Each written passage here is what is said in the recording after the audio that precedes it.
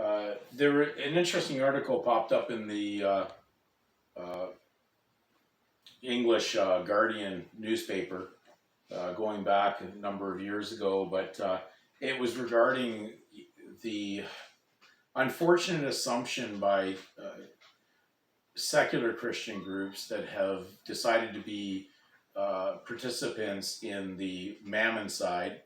They're not on God's side purely. They're mixing God with mammon, violating Matthew 6:24, and so in that sense, what's happening in their direction, they're running into problems now that they never saw before, because as the times get worse and the real head of evil with Satan, who runs the world of these nations and these kingdoms, bears his ugly head.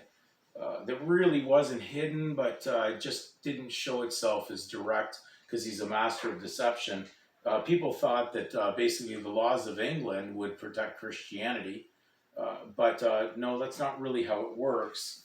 And so, in this article that was under the Guardian, the title of the article was "The Law of England is Not Christian." Now, I have a whole set of the laws of England, a whole huge library of it, and they're worth the basically the paper to be thrown into a pitch of heaping coals of fire, because they're not worth anything. Because if you're trying to use them in the sense to protect pure Christianity, God's kingdom, while you're mixed in playing a pseudo-Christian in the secular world, you're going to lose.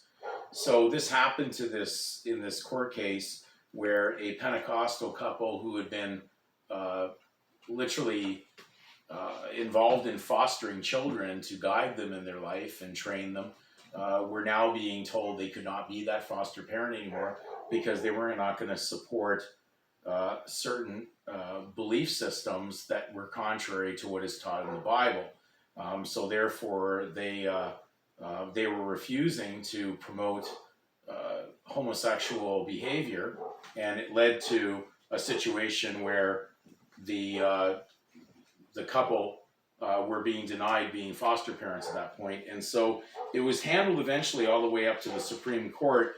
But the gist of the article that was titled "The Law of England is Not Christian" stated that this particular couple needed to wake up and smell the coffee, that they were in a heathen nation. That was the words that were spoken, that they were in a heathen nation, something that is not Christian, and they had to realize that they would be sacrificing their principles to basically participate within that secular system.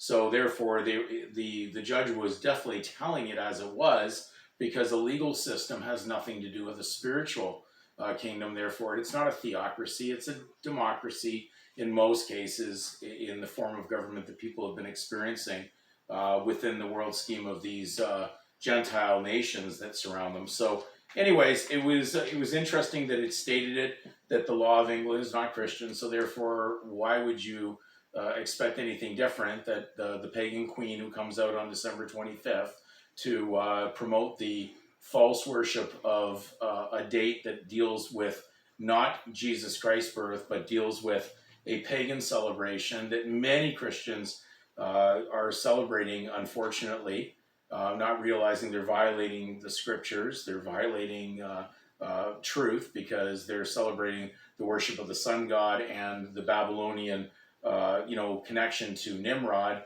the founder of Babylon, and his birth date relating also to December 25th. So very, very sad that the master of deception, we even came up with the character Satan Claus. We would call him Santa Claus, but it just rearranged letters and you got it, Satan's Claus. And he's made it into a commercial holiday because it has nothing to do with Jesus Christ.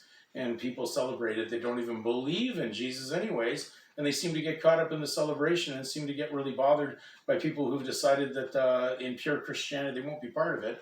So they not only get attacked by people that are atheists, but they get attacked by people who are supposed pseudo-Christians who think that's a real holiday. So it's an amazing thing what Satan has pulled off on this, turning it into a mammon holiday and claiming this is for the celebration of Jesus Christ. So Pseudo Christians, wake up.